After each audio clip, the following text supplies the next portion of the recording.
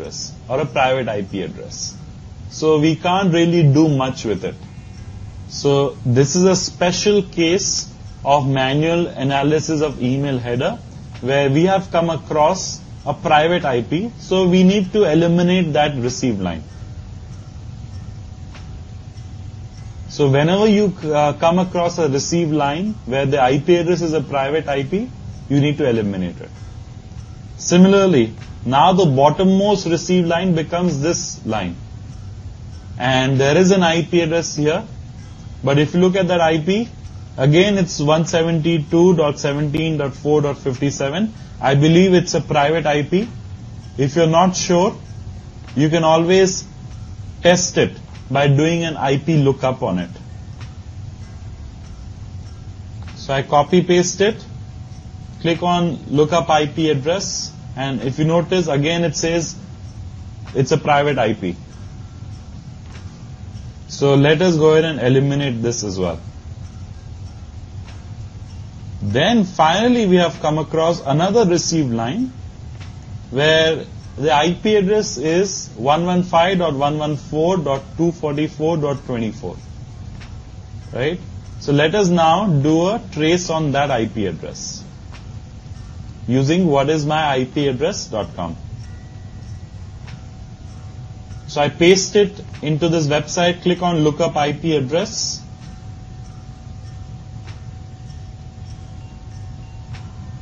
And within a few seconds, if all of you look at the screen, we have gotten a similar result as the automatic analysis. So in the manual analysis, the IP address is, what we have found is exactly the same as in the automatic analysis. The location on the map, if you notice, let's go back to whatismyipaddress.com. On the map, it says Maharashtra. But do not ever blindly trust the map. Always look at the host name. And the host name of this IP address is static-hyderabad.vsnl.net.in. So the ISP is VSNL, which is also known as Tata Communications. So location is Hyderabad, India, and ISP is VSNL. So in this case, the manual IP address was exactly the same as the automatic IP address. So let us quickly see one last example of email header analysis, after which we will go ahead and start with the main topic of today's presentation or today's lecture. Now, in this case, the third email header that we have found looks like the following. Police has asked you to trace it. You copy paste it into whatismyipaddress.com. So let me go to the home page, click on trace mail, and in this space provided, I will copy paste the email header, click on get source. So it's going to do a quick search or quick trace. In the meantime, let's create, let me write manual analysis and automatic analysis. So let's look at the results of the automatic analysis. So if you look at the results on whatismyipaddress.com, once again, it has displayed or identified all the lines that start with the word received.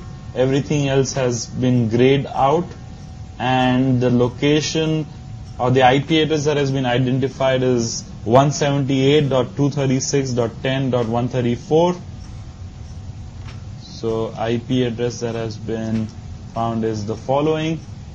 Let us find out the location and the ISP as well. So the location seems to be Ireland in Europe.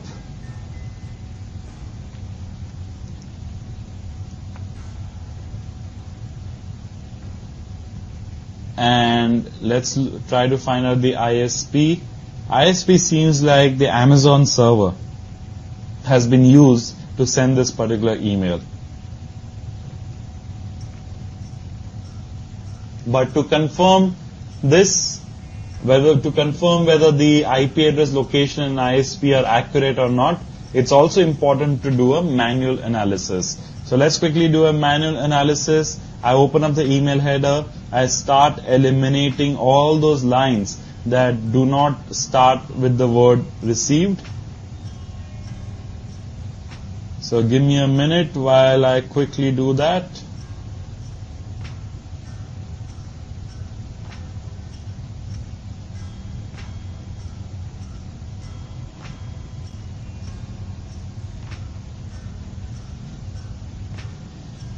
So we finally found a line that starts with the word received. We found another line that starts with the word received.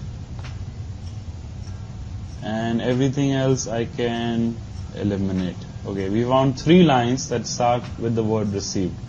So let's look at the bottommost line. There's something known as client IP. It says client IP is 178.236.10.134. So let me copy paste that into the manual analysis in the notepad file. If you notice, the IP address is exactly the same. Let's do a quick trace on the IP address and try to find out the location. So I go back to whatismyipaddress.com, click on IP lookup, and I'll paste the IP address in the space provided. Click on lookup IP address.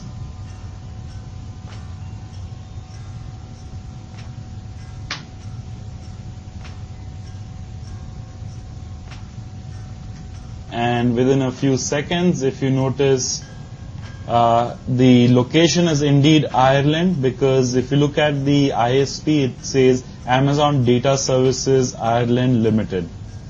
So let's quickly write that down. Location is Ireland, ISP is Amazon Data Services Ireland. And if you scroll down again, this confirms that the country is Ireland.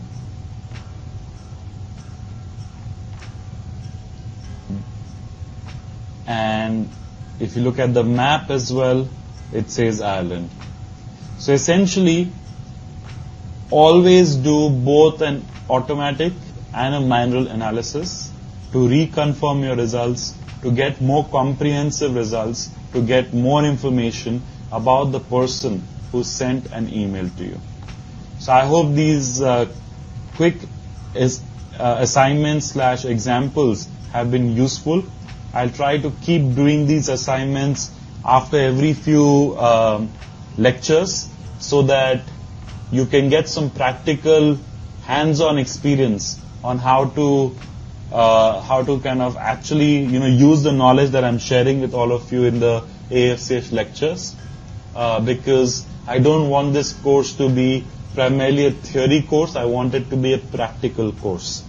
So on that note, let's actually start with the main topic of today's lecture, which like I had mentioned earlier, is network reconnaissance and information gathering. See, network reconnaissance and information gathering is one of the most important steps of every hacker's journey. Because using network reconnaissance and information gathering, you are trying to identify as much information about the victim as you can. The more information you find out, the more accurate your analysis is, the better and higher are your chances or your probability of being able to hack into the victim's computer. So typically in network reconnaissance and information gathering, what you're trying to do is, you're trying to find out what is the operating system running on the victim's computer. What are the open ports on the victim's computer? On every open port, what is the software that is running? Not only the name of the software, but also the version of the software. You're trying to identify if there's a firewall running on the victim's computer, what kind of firewall it is, what it is allowing, what it is blocking, and so on. So the more information you find out, the better the chance is that you'll be able to successfully manage to hack into the victim's computer. For example, while performing network reconnaissance, you might find out that the victim is running, say, Windows Vista or Windows 7. And you know that in Windows 7 or Windows Vista, there's a particular loophole that exists. So once you know that your friend or the victim or the website is running some old vulnerable version of an operating system, then you know, okay, these are the list of loopholes or vulnerabilities that exist on that operating system, and then you'll use them to try and enter the victim's computer. Which is why information gathering and network reconnaissance are so important. So let us start with the PowerPoint slides of the day. So I like to actually revisit the steps of a hacker. If you remember this particular slide, I have shown it to you earlier. I'll keep repeating this slide multiple times during this course, because it's very important to start thinking like a criminal and start planning these 5 steps whenever you are trying to find loopholes on a victim's computer. For example, the first step is to identify the victim, which we have already discussed very much in detail. And step 5 is also something that we've already discussed in this particular course, that is escaping without a trace. But now it's all about step 2, that is information gathering and network reconnaissance. Step 2 and step 3 are very deeply interlinked, because the better is your network reconnaissance and information gathering, the higher is the probability that you'll be able to hack into the victim's computer. So essentially, make sure that you take a lot of notes in today's lecture and maybe the next lecture as well, because if you're able to successfully perform network reconnaissance, it's going to be much easier for you to hack into the victim's computer.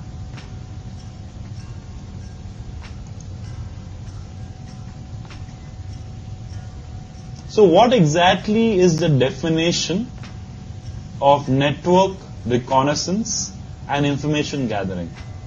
It is the process of finding out as much information about the victim as possible. Typically, an attacker in network reconnaissance is trying to find out the following information about the victim. First of all, whether the victim is online or offline. Secondly, network topography information. Thirdly, DNS information. Then list of open ports, names and versions of software running on these open ports, operating system name and version, and finally, identifying possible security loopholes. So if you go back to the previous slide, now I'm sure you agree that step 2 and step 3 are highly interlinked, because the better is your network reconnaissance strategy, the higher are the chances of you to find a loophole. So now that you know the various things that you're trying to find out in network reconnaissance and information gathering, let us see what tools you're using for each of these, different categories of information that you're trying to find out about the victim. Let me quickly switch to a notepad file. So the first is you want to find out whether a victim is online, offline. Right? So for that, you need to use a software called Ping. I'm sure many of you have used Ping many times before. But today we're going to see how to use Ping in the hacking context. And I'm going to give you a very interesting demonstration of how to use Ping to find out the operating system running on the victim's computer. So we'll get back to that very soon. The next information that piece of information that you're trying to find out is the topography information of the victim's network. And for that, you need to use a software called Traceroute or Tracert. Many of you, once again, would have used Traceroute or Tracert before. And if you combine Ping and Traceroute together, it becomes very powerful, which we'll be learning about today. Next is next is DNS information. For that, you have various DNS tools available, which I'll be giving a demonstration to all of you later today. Then you have list of open ports. And typically, to find out the list of open ports on a remote computer, you need a software known as a port scanner. A port scanner. And one of the best port scanning software available on the internet is a software called Nmap. Nmap. Nmap is available as a free download on the internet. Just do a Google search and you will be able to download it. And Nmap also has a graphical version or a Windows version called ZenMap. So Nmap runs in MS-DOS and ZenMap runs in Windows. So you can use either. Now Nmap is also available obviously on Linux. And it comes pre-installed in Backtrack operating system. If you remember Backtrack operating system, like I had mentioned, I'll keep talking about Backtrack from time to time at various points in this particular course. Backtrack comes with hundreds of hacking software pre-installed, including Nmap. So once you've identified the list of open ports on a remote computer, you need to find out the software names and versions. See, right now, some of you may be confused about what is a port. Don't worry about it, because later on when we discuss port scanning in detail, I'll be explaining to you very comprehensively exactly what ports are and what exactly is port scanning and so on. So once you know the list of open ports, you need to identify the software running on each port, the name of the software, and also the version of the software. For that, once again, you need Nmap or ZenMap. And the technique is known as daemon banner grabbing. So to find out the list of open ports, the technique is port scanning, and the software is Nmap or ZenMap. To find out the list of software names and versions running on the open ports, the technique is called daemon banner grabbing, and the name of the software is Nmap or ZenMap. Then comes OS detection or OS fingerprinting. So you need to find out the operating system or OS information of the remote computer. And how do you do that? What is the name of the software? Nmap. So as you can see, pretty much everything you can do using Nmap. And in this course, I'll be sharing with you a lot of Nmap commands and all different types of information gathering and network reconnaissance techniques that we'll be discussing. All of them can be executed using Nmap or ZenMap. Next comes finding loopholes. For that, you need some security auditing tools. Security auditing tools. So that's pretty much a quick overview of all the different types of information that you're trying to find out while performing network reconnaissance, and the names of the software or the tools that are available on the internet that allow you to perform network reconnaissance and information gathering. So let's now one by one discuss each and every one of these different information gathering techniques. So I would like to start with ping. So let's quickly move back to the PowerPoint slides.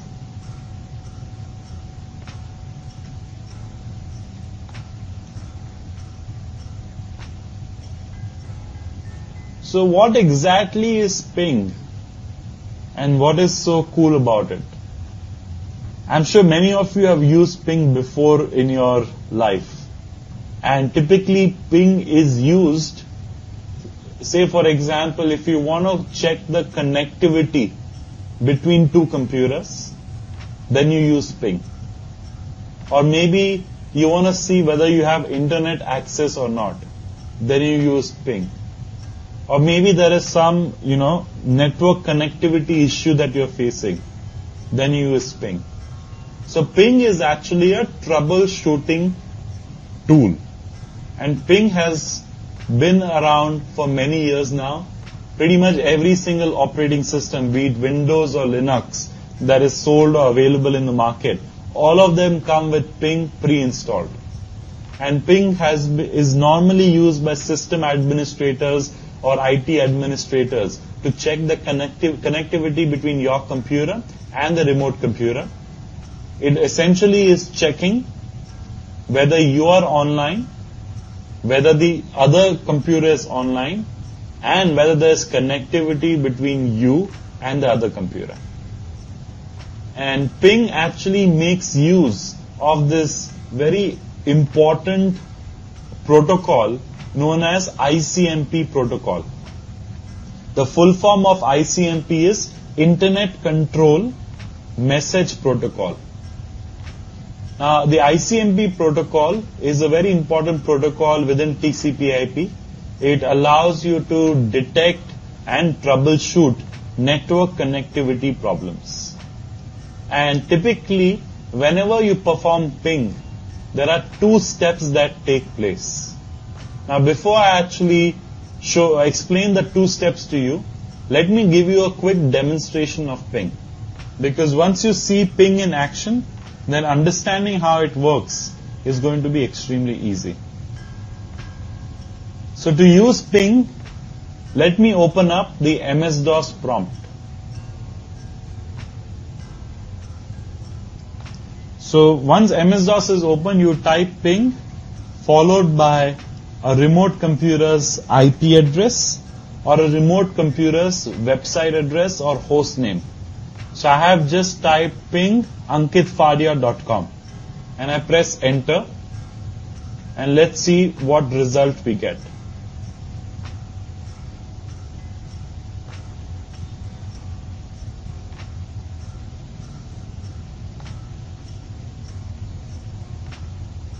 Now while this is processing, let me share with all of you another website called ping.eu. Ping.eu. Now ping.eu is a very interesting website. It allows you to perform ping through your browser. So I go to ping.eu and I click on this first link which says ping.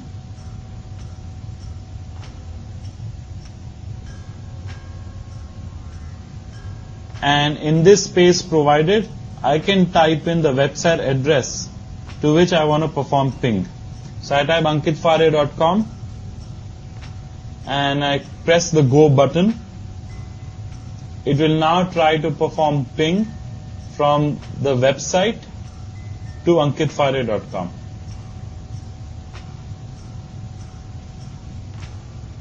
So if you notice, it's saying that, so let's go back to the MS-DOS. So it's saying that pinging ankitfadia.com with 32 bytes of data, and it says request timed out, request timed out, request timed out, request timed out, and it says packet sent 4 and lost 4.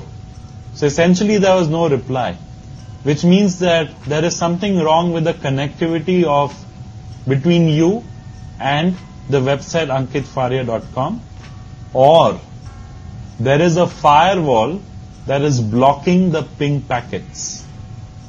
So it could, so whenever you get this response, request timed out, it means that either you are not online, that is you have no internet access. Number 2, the remote computer is not online. Or number 3, the connectivity between you and the remote computer, there is something wrong, which could also mean that there is a firewall that has been installed between you and the remote computer. So you can also try pinging some other website. So let's try to do ping google.com. And now if you notice, we are instantly getting a response. So when I type ping google.com, it says pinging google.com with 32 bytes of data. And then below that it says reply from this IP address. Now the IP address that you see here is the IP address of google.com server.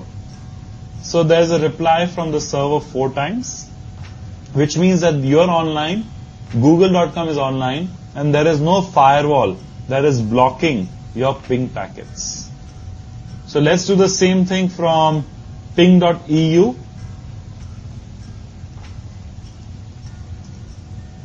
So once again, if you notice, I have gotten a response from google.com. When I pinged it, it says, let me zoom in a little bit. It says that, okay, ping google.com and this IP address, and I got a response from from google.com all 4 times. Now if you notice, the IP address here of google.com is 173.194.112.146. But here in MS-DOS, the IP addresses of google.com is 74.125.236.210. So why is the IP address different of google.com when you ping it from MS-DOS and when you ping it from ping.eu?